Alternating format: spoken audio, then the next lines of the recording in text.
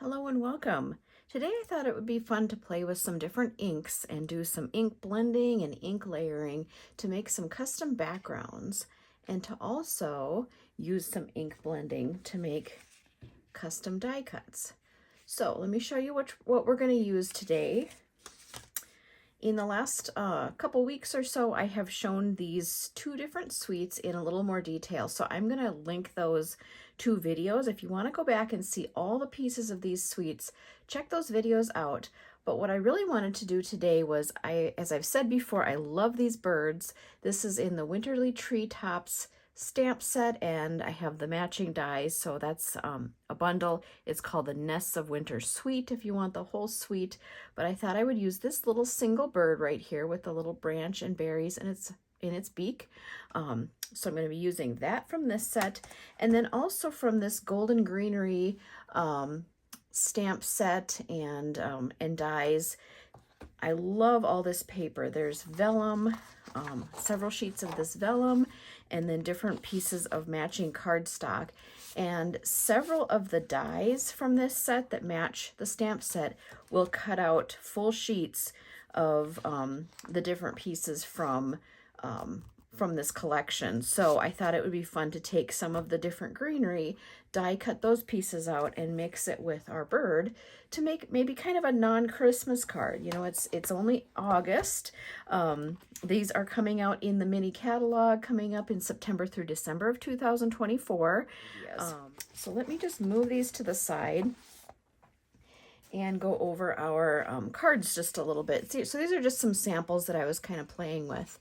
So I used a piece of vanilla cardstock and did some ink blending, some water splattering, and some ink splattering. Let me bring in my second card. So you'll notice that I did similar ink blending, ink shading in the background, but I made the colors a little bit more intense. So that's what we're going to kind of play with when we get going here. To take this to a little different place, I was working on a background like these, and I got to a point where I didn't love it. I was just kind of like, meh, I'm not sure. I don't know if I like this for a background. So I grabbed this same die that I had used on these cards. These are just out of vanilla. I didn't do anything to them, just die cut. So I took that same die and cut out my ink blended piece. And you can see how it goes from kind of more of a light brown into a little lighter green and then darker green out on the ends. Okay, so let's talk about what we're going to use to make our inky backgrounds, or basically just to play with ink blending today. First of all, I like to always start with some kind of a protective surface over my desk. And you can use a glass mat. There is one that's being sold right now from Stampinup. You can use a silicone craft sheet like this one. They come in different sizes. Some are white, some are this kind of brown color. I like something slippery versus like a piece of cardstock. And that's for a couple reasons, because once I start blending, I'm going to be blending on the mat first and work my way onto the cardstock. So I like something that is less resistant than cardstock for this particular technique. And also it can hold some of my ink for me while I'm working on my piece. I'll show you this as we go. And then I can kind of pick it back up and use that ink, you know, throughout the process. So that's my preference, is to use either a glass mat or like a silicone craft sheet. We're going to use some blending brushes. So Stampin' Up! Sells these, a pack of 3 in 2 different sizes. So there's small and then just like the regular size. These are the small ones. You get a pack of 3. So these are really nice. I like that they have nice soft bristles. I did pull in some other ones because I wanted a couple larger sizes, and these are the only Stampin' Up! Brushes I have right now. So pulling from my stash. I'm also going to be using some water painters. These also come in a pack of 3 from Stampin' Up! And I love these things. They are kind of like a paintbrush with water right in the handle. So it has a nice bristle brush on the end. Again, water, you fill this, well, there's like a little area, you can take it apart, fill this bottom part up with water, and when you're ready to use it, it says push right on here. So you squeeze that and it starts to work water out into the bristles. It's really nice for doing kind of just inky techniques or, you know, watercolor painting, things like that. So I'm going to use a couple. I have one that I like to just use for water when I'm just wanting to splatter water, and then one that I don't mind getting a little more inky. You can tell even the water down here is kind of turning green from using it with some green ink, and that washes up easily. We're going to be using some inks, of course. So I grabbed some ink pads. These are the colors that I'm going to use today, but the sky is the limit. You know, let your imagination run wild. I think I'm going to do another video at some point talking about colors, like picking colors and blending different colors together, but these are what I'm going to use today. I wanted some browns and some greens just to kind of go along with kind of the idea I had in my head with these particular sets, you know, just kind of keep it more kind of neutral earth tones. So I grabbed crumb cake, pecan pie, old olive, mossy meadow, shaded spruce, and early espresso. And then of course we need some paper or something to put our ink on. So I was going to try to show you how to how to cut a piece of cardstock so that you'd have equal sizes. And if you can see here, I don't have equal sizes because I cut it wrong, but take my word for it. I took one piece of 8.5 by 11 cardstock. I meant to cut it at 4 1/4, so straight down the middle, from on the 8.5 inch side straight down the middle, and then you can take each of those halves and along the 11-inch side cut them each at 2 3/4 inches, and you will end up with 8 equal pieces of cardstock. And you can use these to play on, and I really encourage you, if you've never done ink blending before, just cut yourself some smaller pieces like this so it's not a huge piece that you're trying to blend on. It gets kind of overwhelming, especially if you've never done it before. You might be kind of working on it. It's not looking how you want it to. You might think it looks terrible and you're ready to throw it away. Well, if you absolutely hate it, you're just going to throw a tiny little piece away like this and still have several more that you can play with. So it takes some practice. It takes a little bit of patience. Just stick with it. You know, it depends, you know, I always kind of think the quality of your cardstock makes a big difference for when you're going to be doing some ink blending.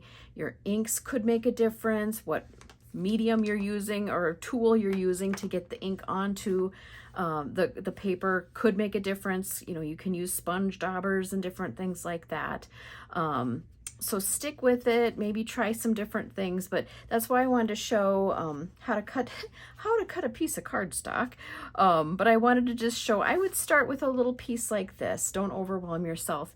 And then when you're done, if you have some that you really like how they turn out, you can easily turn these into little cards, like little, I'm just going to grab this piece here, but little focal pieces on a card front, or into a tag. You know, if you wanted to kind of angle the edges and punch a hole, it could be a tag then. Add a couple little pieces, you know, your little vellum pieces or little die cuts or something like that. So these don't go to waste if you like them, or you can keep them as samples for yourself down the road. If you're like, oh, I wanted to try that ink blending again, now what did I do? You know, once you're done with it, if you really like how it turned out, you can write on the back, you know, exactly what you used, what kind of cardstock, what kind of tool, what colors of ink, maybe any special techniques you did. So just kind of some tips and tricks as you're starting to play and get inky. Let me get zoomed in here. We're going to start just doing a little bit of ink blending. I'm going to start with crumb cake. And again, this is vanilla. So it's not pure white. It is kind of that creamy ivory color. So here is my ink pad. And grab this is the one I was using for my crumb cake. So a few different tips for this. I'm going to show you on one side of this kind of what not to do. So what I like to do is take my brush and just do a few little taps into my ink. It doesn't have to be much. You don't have to go scrubbing at it and get a ton of ink. That's usually way too much. So just a few little taps is fine. And then you never want to go straight to your paper and just straight down and start working, because that's going to leave kind of a blob, almost like a fingerprint. So let me just show you. If you go straight down, it kind of leaves a little mottled print. And then take my word for it, once you start to do your ink blending, you will probably never get that to completely blend out. You're probably always going to see a splotch. Now, if that's the look that you're going for in your project, then go for it. Leave it exactly like that and do some more. But most of the time you're kind of going it with what I'm going to show you is kind of going for more of a smooth blend. So you're not going to want to just, you know, come straight to your cardstock and straight down like that, or even think, oh, I'm going to just start blending. Usually you end up with something a little streaky and kind of not what you're maybe wanting. So let's flip this over. We're going to use the back side. I'm going to tap again. And what I'm going to do, instead of going straight to the cardstock, I'm going to start off on the side, on the mat. And I always like to do just a few taps. That's going to take a little bit of ink off my brush, because believe it or not, even if you just do a few taps on your ink pad, you still have quite a bit of ink on here that you probably don't even realize. So I like to tap a little bit off, and because this is a nice slippery surface, this is going to hold it for me until I'm ready for it again later. So a few taps, and then I'm going to start by making circles off my cardstock and then start to work my way on. So let's just start that. I'm starting to work my way on, and this is going to be super light because crumb cake is a light color as long as you don't go overboard. Okay, and just circle, circle, circle, and you can go both ways. You should go both ways. You'll see when I'm doing backgrounds like this, I tend to always probably go counterclockwise. If you're using a stencil or something like that, where you're, you know, going over the plastic stencil with the shapes in it, you really should go both ways to get the little holes of the stencils all filled in. But anyway, we're going to do that again. So I'll tap off a little bit and start circling off the mat or off the cardstock, and then work my way on.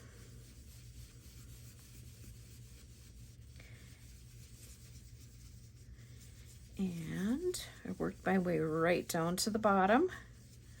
Now, one thing I want to show you is, you can probably see that this side over here is a little bit darker than this side over here. Part of that is because I'm starting over here and my brush has the most ink. So by the time I get over here, there isn't as much left. Another part I think is that when I'm coming on, I'm kind of catching that edge a little bit, and you can see a little bit of that dark edge right across there. And as I'm working my way off, personally, I just don't think it catches that edge as much. So I want to, you know, I'm going to try on this piece to make it look fairly similar on both edges. So I'm going to flip it over. Since I'm right-handed, I'm going to work my way back now on this other side. So this is how I had it before, and I just flipped it upside down. So we're going to do that again, work our way on. There I didn't tap off as much ink, so you can see right away it was darker. And I'm also not pushing very hard. Some people can get really, like, you really feel like you have to, you know, have a death grip on this thing and really be pushing down hard. You really don't have to. Hold it lightly and just, you know, let it kind of move smoothly across the cardstock. I'm not pushing very hard at all. And I'm just going to keep going.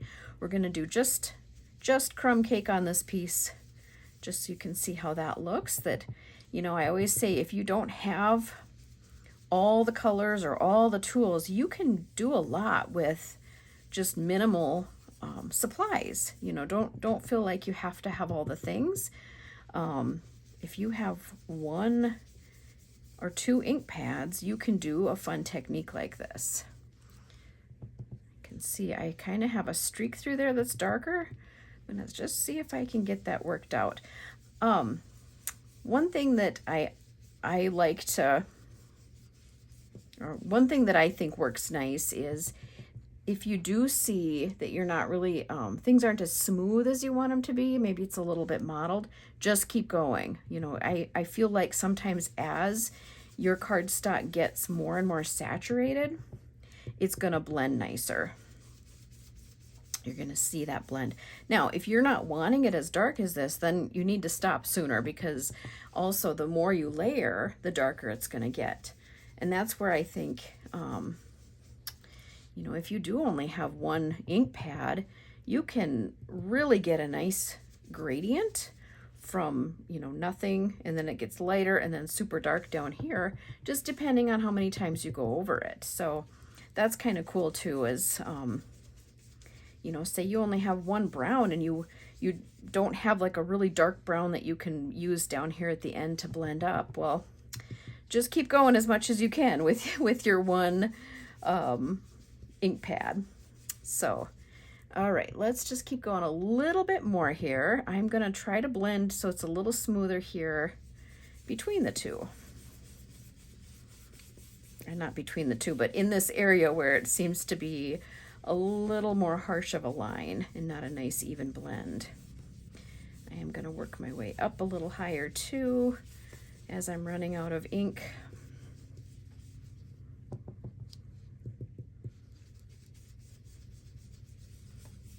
Okay, one other thing I'm thinking as I'm holding this cardstock, and I'm sorry, I'm kind of making my way right off the screen. You have to be very careful not to have inky fingers. So either try to have a clean hand or have an extra piece of cardstock that you can use. I'm gonna just grab one off my stack here.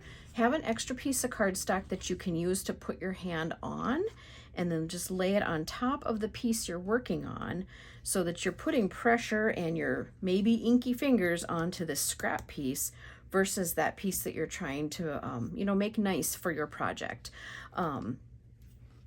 Excuse me. That way this will stay clean. Sometimes if you set your fingers into the wet ink, it'll leave spots, it'll leave kind of fingerprints, and then your finger might also have ink on it that you'll transfer elsewhere. So just a few little tips there. I'm gonna go over it just one more time, and then we're gonna do a couple other techniques here with this one piece.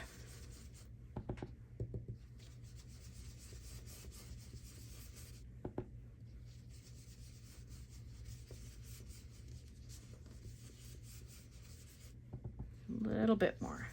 It's almost where I want it. Okay, I think I'm gonna just stop there. We've been going for about 15 minutes already here, just talking about supplies and this one piece. So there is our piece of vanilla cardstock with crumb cake ink blended onto it. So I'm going to show you a couple things that you can do with this now. If you can either use it just as it is, or this is where you can come in with some other tools to just add a little bit more interest. So I'm first going to start with just water.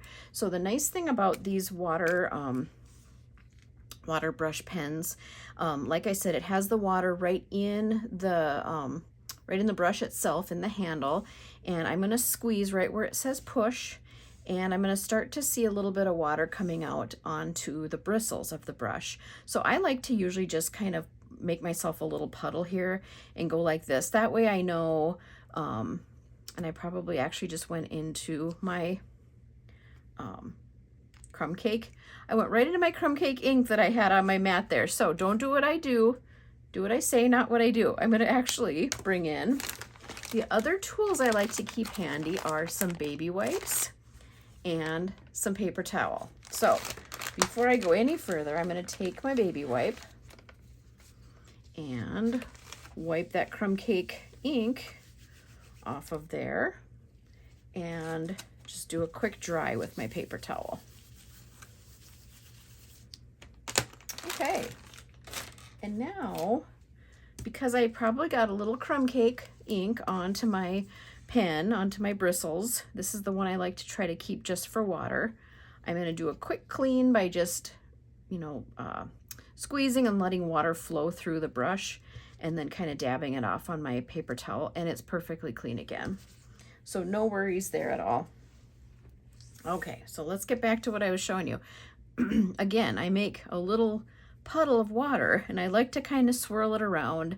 Then I know my brush isn't overly saturated because I've let some of it come off onto the mat down here.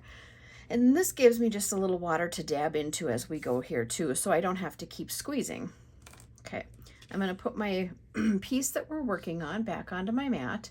And this is where I'm just going to tap some water droplets onto my ink blended piece. So I like to hold my pen like this and then just start kind of tapping on the brush itself. And that's going to let those water droplets, you know, kind of fall or splatter onto our inked up area. Grabbing a little more water here. And I don't know how, I'm sure you can see it a little bit on this, on the screen, on the camera, but I'm going to bring it up so you can see a little better.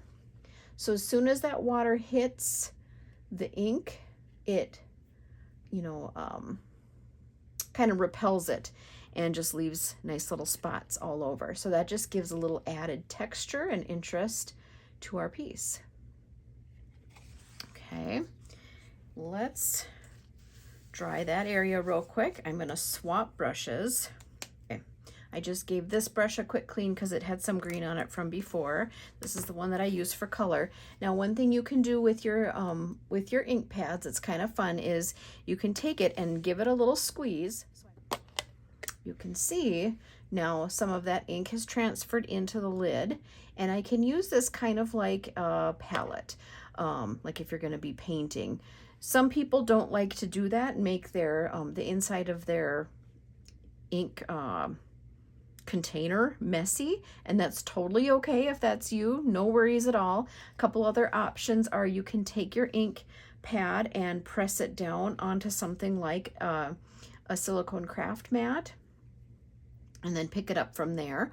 Or you can take a clear acrylic block, what you would mount your stamps onto, and press your ink pad down onto that acrylic block and use that kind of like your palette. Now, I don't mind working out of here because it's very easy to wipe out, you know, just with a paper towel or something, so that doesn't bother me. So what I'm going to do, once I have some ink on there, I'm going to add some water to it with my brush. So again, I'm pressing, advancing some water out to the tip there, and I'm going to start swirling it around just to get that nice and watery and picked up onto my brush. And then once I think I have some on here, you know, I'm kind of dabbing a little bit too because I don't want this so full of water and stuff that it's going to leave a big blob when I start splattering. So kind of dab, you know, kind of tapping just to transfer some of that back into the lid. So, because I know I can always pick up more later. Scoot that just a little bit here, and we're going to do that same exact motion, the tapping, except this time instead of just water droplets, it's going to be ink droplets that are that we're adding to our piece here. So we'll just start tapping, and of course you can do as little or as many as you want. I did quite a few just to really show that effect. You can see there's these little crumb cake droplets up here on the top now where there wasn't anything before. There's also some down here. Some of them repelled the ink like the water did, but it just adds even a little bit more interest. Okay, so that's just using one color. Now I'm going to grab a couple different colors like I did for my card samples that I showed before, and we're going to kind of do the same thing. I'm going to try to move a little bit quicker, but I want you to really see how you can use colors that really aren't in the same color family to do the same technique. So I'm again going to start with my crumb cake. I'm tapping. And there I didn't tap as much off, so you can see right away it was darker.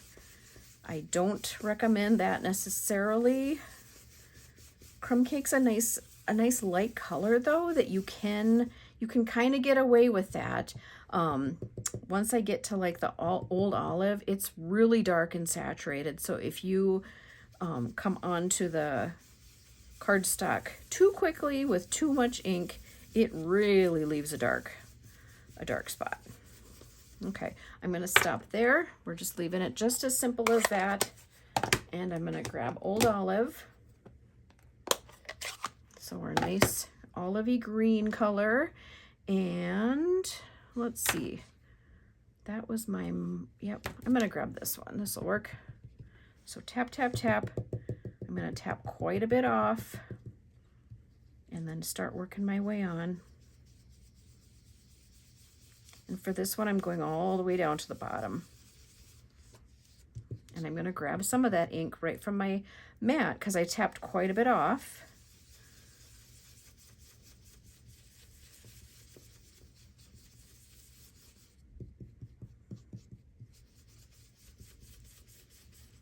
Okay, now we're going back to the pad, so tapping some off.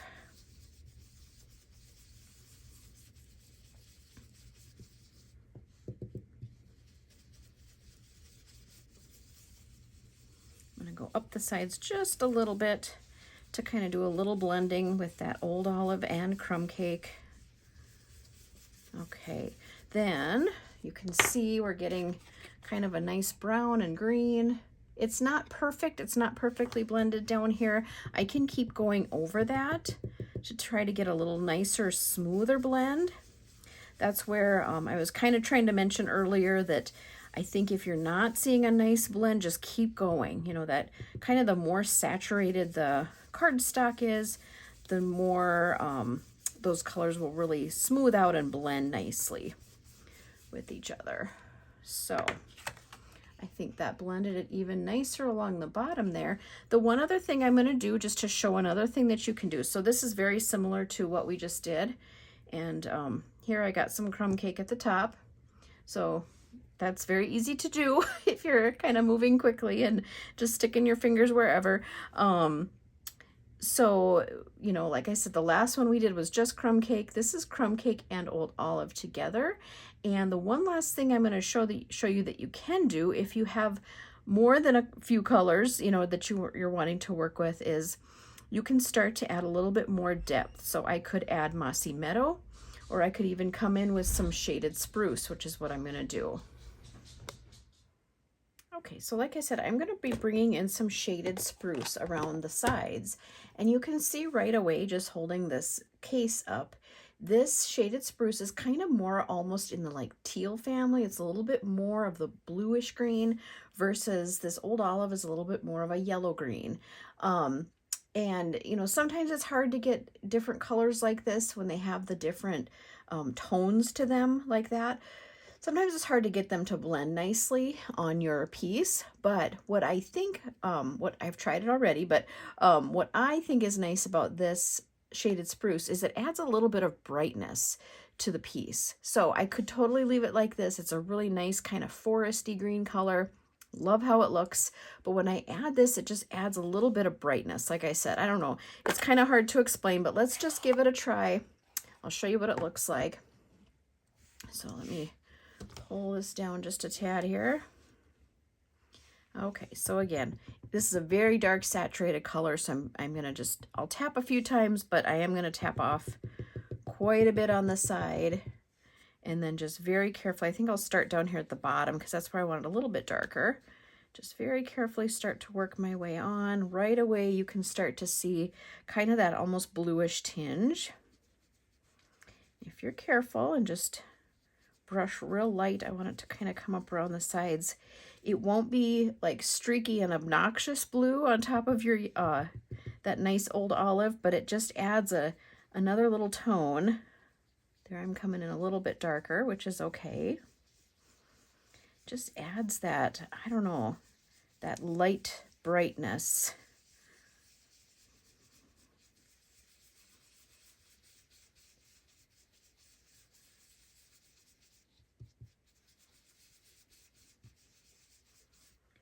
Come in just a tad more, just kind of down in the corner, I think.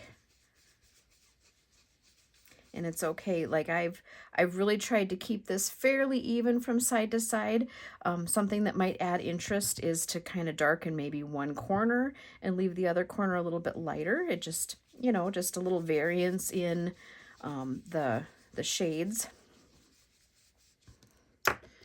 So now there is that piece with a little bit of shaded spruce around the bottom, just added, you know, added a little bit different tone. Okay, so I'm gonna, off camera, I'm gonna make a couple more of these panels just to show you now what we can do with them once we have them done. Okay, so off camera, I made one more panel. I blended it exactly the same as I did for this one with the crumb cake, old olive, and shaded spruce. I should turn it this way. Exactly the same thing, but then I took some Mossy Meadow ink on my brush, just like I did when I splattered the crumb cake over here. I splattered some Mossy Meadow onto this panel just to give some dark spots. Because what I wanted to do with this, and you can probably tell I didn't do as smooth of an ink blend because I knew what I wanted to do with this piece is cut out a die cut. So I'm going to use this nice little die, this foliage die from the Golden Greenery set. And I'm going to place this on here. Really anywhere is fine because I know I'm going to get that nice gradient. I'm going to set this on here so it fits side to side and run this through my die cutting machine. And as always, I like to use a little bit of some low tack tape. I keep these pieces and use them over and over until I know I need to throw them away, till they don't work anymore. Okay, so we're going to do that. I'm going to run this crumb cake piece through in this embossing folder to give it some nice texture. Now, one thing I will tell you is if you ink up a piece like this and you know you want to run it in an embossing folder, make sure this is really dry. Some of your ink can transfer into your folder if it's not, and that's not the end of the world. You can easily wipe these out with baby wipes or a wet paper towel or something. But if you don't want to have to do that, just make sure this piece is really wet, really dry before you run it through. I will say also, there are some techniques where you can actually ink up your embossing folder and, carefully sandwich in your cardstock and run it through for a really cool ink technique. So there are times when you want ink in here, but anyway, this time I don't. So I'm going to just kind of get this lined up where I want it, sandwich that in and run it through. So I will be running these two things through my machine off camera. I did also want to show you, I didn't do anything else with this panel. I did color in a little bird from the Nests of Winter Suite, or the Winterly Treetops set.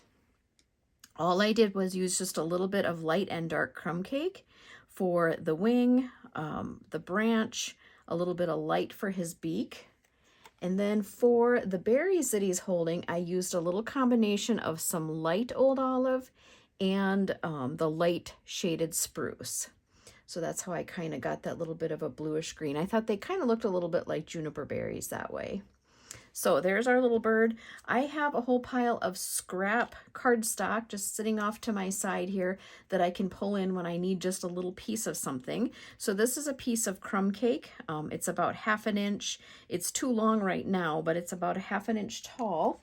And what I thought I would do with that is just take my scissors and cut the end at an angle. We'll quickly glue this down. I think just right about there. I'm going to trim off this end in just a second. I'm going to add 1 or 2 dimensionals to the back of my bird.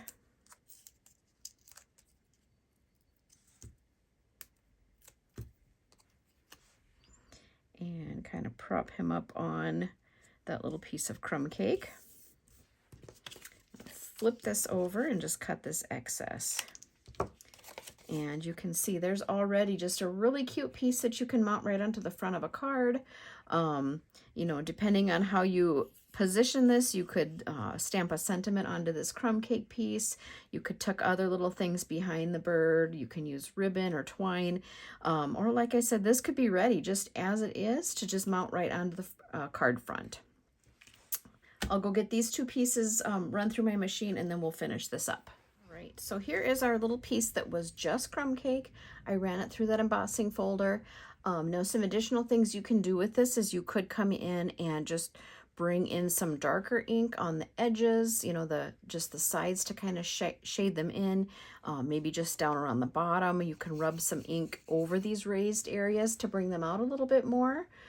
So just a few ideas there. And then this is that piece that I cut out with our die from that little panel that I had blended just like this one. So you can see you get a really cool gradient all the way from just the vanilla cardstock all the way up to that shaded spruce.